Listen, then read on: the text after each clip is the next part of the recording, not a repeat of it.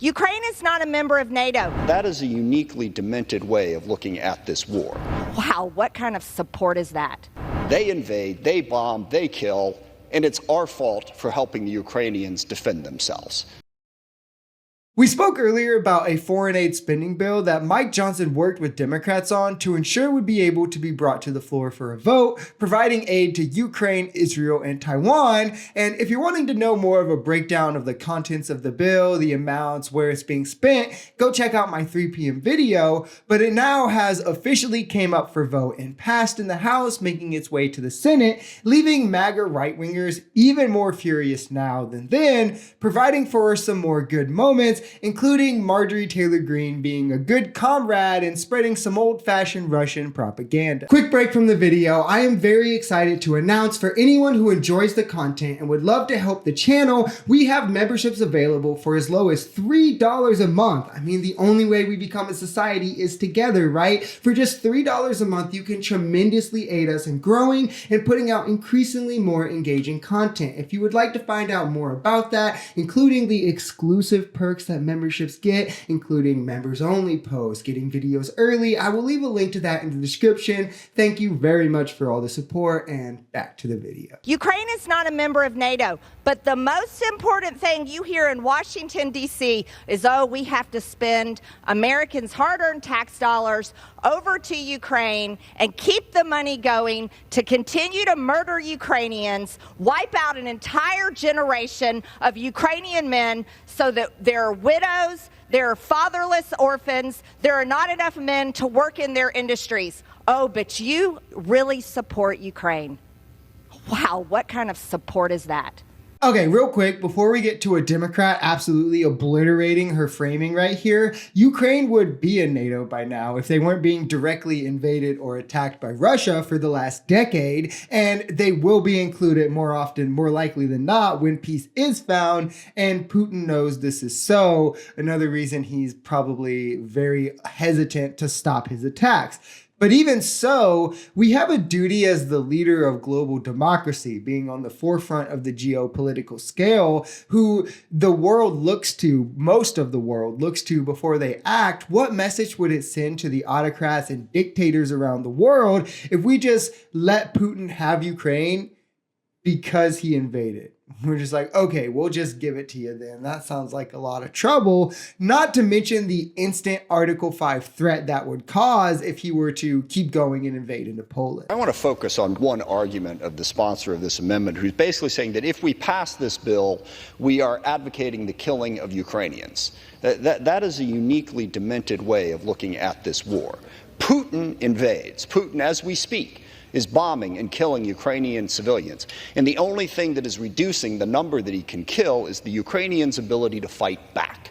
So to look at this from a pure Russian propaganda standpoint, they invade, they bomb, they kill, and it's our fault for helping the Ukrainians defend themselves. That is the argument here against supporting Ukraine, and it literally makes no sense. I mean, it doesn't really get any more concise than that. The argument has shifted to, well, if you cared about Ukrainians, you'd stop supplying them weapons to fight, which leads to their death, instead of pointing out the fact that it's Russia bringing the death by invading their country. You know, you would just allow Russia to helplessly slaughter them. It's senseless. Like he said, it doesn't compute at all. Ukraine has seen massive successes in the battlefield just with the backing of our weapons and munitions.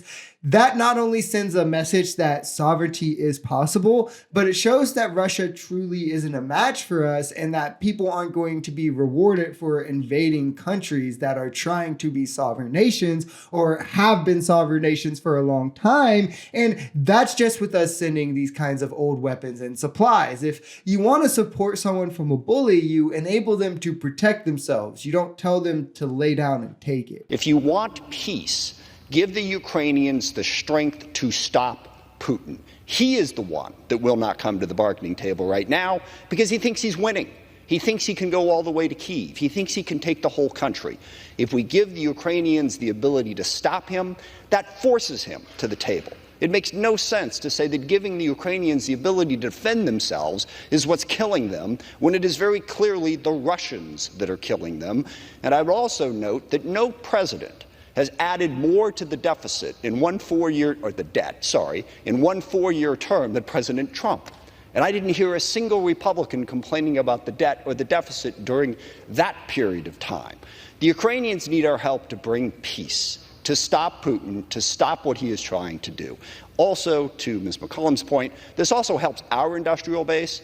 We face a dangerous world between Russia, Iran, China, North Korea, all of whom are working together. If we don't help Ukraine now, that's one less ally in our department that may never be able to be sovereign again, let alone on our side. And we're only then emboldening a group that largely stands together in opposition to us. It's silly and naive to think, oh, Putin invaded? Well, let's reinforce that behavior by giving him what he wants, and then next time maybe he'll negotiate friendly with us. No, if he invades and we let that fly, he will only continue and continue to escalate. Look exactly at what happened with Crimea. He invaded in 2014, Trump sat back and did nothing in response, and now Putin thinks that he can reclaim Ukraine into the Soviet Union, even though they are a sovereign nation. But the same party wants us to believe that the correct action, again, is inaction. It's sick, it's stupid, it's unfathomable, really. And without understanding the influence that Russia has had on Republican politics, you would think it makes no sense. But when you do, you understand the lengths that they will go to pay back those debts. If you enjoyed this video, we're Social Society. We're a commentary channel influenced by politics, society, and the economy. We are pretty left-leaning on this channel, but we're open to our right-wingers as well. The biggest thing here is having conversations that get everyone to the bottom of the truth. If that sounds like something that could interest you, consider smashing that subscribe button, leaving us a like, or even commenting on this video. We even have memberships available as low as $3 if you'd like to support, because the only way we become a society is together.